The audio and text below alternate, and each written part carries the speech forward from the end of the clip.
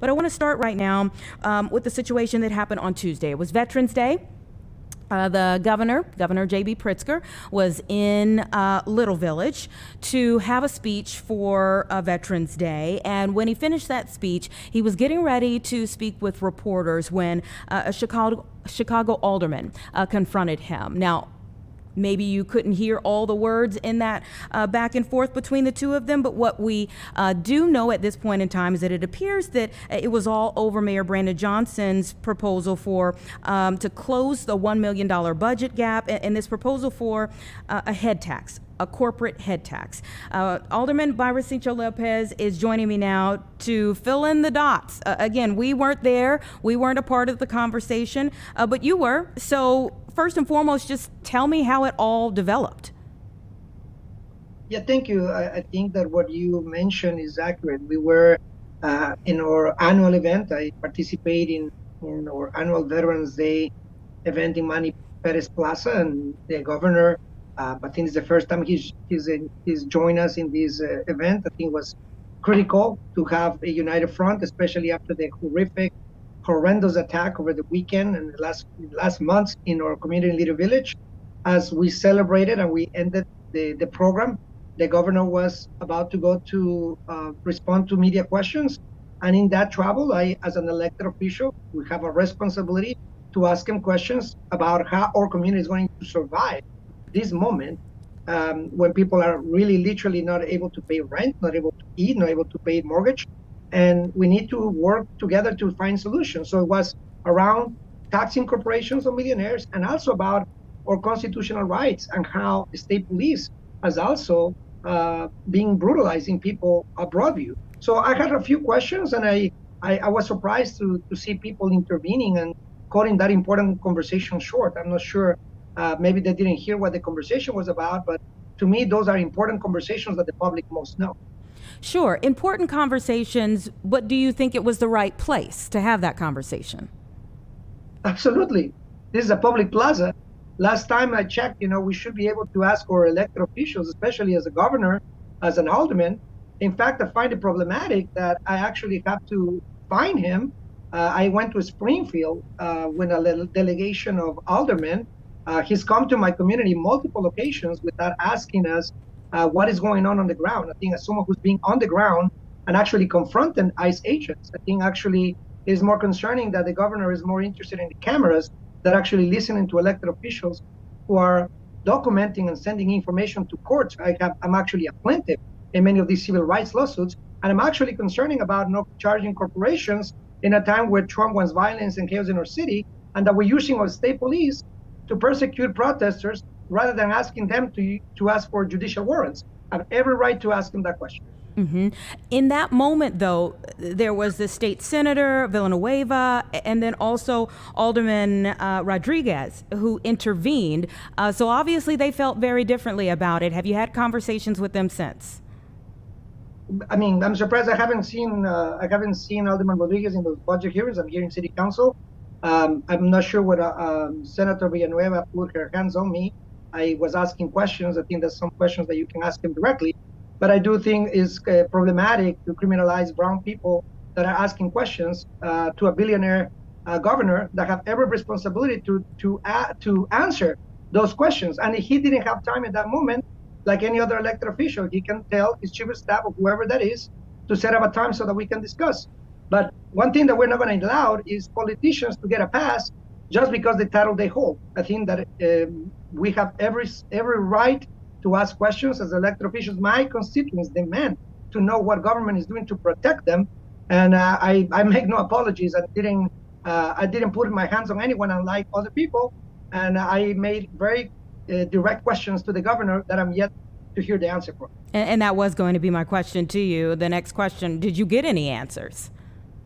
Well, I think that's suspect that was the reason why people put their hands on me and actually tried to interrupt me when they failed to answer the questions. And again, if they don't have the answers right now, I do think that we do have to have a follow-up. I do expect, because the governor said that, according to him, that I don't reach out to him. I reach out to him once again, and I hope to hear from him about how we're going to charge the millionaires, how we're going to charge corporations in a time when he said that he opposes the corporate head tax. My question was, what does he support? The progressive income tax has failed. We have a millionaire surcharge that was on the ballot that many people support. And I wanted to see his position, which he didn't answer. And I also want to know why constitutional rights, especially for freedom of speech, are only from 9 to 6 p.m. We cannot represent an alternative to a dictator when we are not behaving democratically and with direct answers. People expect solutions from elected officials, and I hope to hear from him soon. So you regret nothing about that moment? Not at all. And I think it's more problematic that I think the narrative is trying to criminalize a Latino representative, almost like make it look like I almost assaulted someone when I was the one person who was interrupted. People put hands on me, trying to kick me out after asking questions. That's not the democracy that we want. That is not acceptable. And I think that, it's important as elected officials, we rather work together, as I asked directly and specifically just watch the video, to those questions that many people, this is not only my community, many people across the city and across the state are asking the same questions. And I do think it's critical that we answer those questions, and we are governing not only on TikToks, but also in legislative bodies. I'm yet to see the governor using executive power. I'm yet to see him taxing millionaires and corporations, but I'm seeing him very vocal opposing the corporate head tax, opposing the millionaire tax. And I think it's critical that we represent working class people in this moment that are hardly making ends meet. We cannot pay insurance, we cannot pay for medical costs, people cannot make ends meet, cannot pay even for food. We can rent, mortgage, and I do think that we have a responsibility to go from the rhetoric to the practice. Sure. He says absolutely foursquare that he is opposed to a head tax for the city of Chicago. And he argued that that type of tax, even on the wealthiest corporations in the city, then penalizes the very thing that you want in the end. And so I guess the question would be, did you burn a bridge in your attempt to maybe get some answers because of how it all played out, especially online, but how it all played out? Did you burn a bridge and maybe somebody that you may need in the end? Well, I surely hope that the governor is not behaving as an authoritarian elected. I do think it's important. I think by looking at the video, it was actually inappropriate not to answer those questions, to dismiss an elected official that was on the ground helping people. Well, these mercenaries were terrorizing us. And I think the community of Little Village that confronted Bobino and his mercenaries, that has been victims of attacks and assaults, including minors, and there are difficulties to even go to work, to go to school, to go to hospitals, to churches even. It is a call for action. I do find that it would be very problematic that the governor cuts lines of communications, which I think that I have not heard from the governor's office before then. I had to come to a meeting. I had to come up to an event to ask him a question. And if we're in our country in a place where we cannot even make questions, and then that asking a questions constitute a possibility of being singled out or isolated, I do think that would be very problematic. I think that the governor, I can tell from what I saw, stopped and wanted to talk to me. I don't know what the other elected officials heard, and I don't know what they were rushed, but those are very valid questions that need answers, and I hope to hear from him soon. He said that he is always open to talk. I'm making yet another public call for him to discuss these very important issues for a community that is being assaulted and traumatized and needs help, doesn't need more isolation. Our community has been the scapegoat of this tyrant. And I think in our city, in our state, and I talk for the vast majority of Chicagoans and people in Illinois, demand solutions to the issue of inflation, poverty, unemployment, and the public access to healthcare, the SNAP benefits, and many others. And I think that we're committed to do that. And I think that the governor has said that he's also committed to this. So I don't see why not. And I don't see why we should have a disagreement for asking questions. I think that the governor and all elected officials should be committed to address the issues of our city and state. Alderman Sigcho-Lopez, obviously working together would be beneficial to all, for sure. I do want to ask you, you're the 25th Ward Alderman. Do you have higher aspirations? Well, we'll see. Well, I think that in my community, what we do not want is, I think, again, and perhaps that was what caused the conflict. I know that there has been an anointment in the 4th Congressional District, and we challenge kings and bosses. We don't want no kings. We don't want no bosses. We need representation. We need elected officials who are here to listen to our constituents, to all constituents, independent on the skin color. Another tyrant does not even see us as human beings in our community. And I do expect more from our governor, who, at least in what I see in the social media, says that he is a strong advocate of immigrant communities. And in the 4th Congressional District, I think there's an open seat for what I can see. And I think that we do not agree with an appointment or an anointment. And yes, I think that we'll maybe considering an independent run for Congress.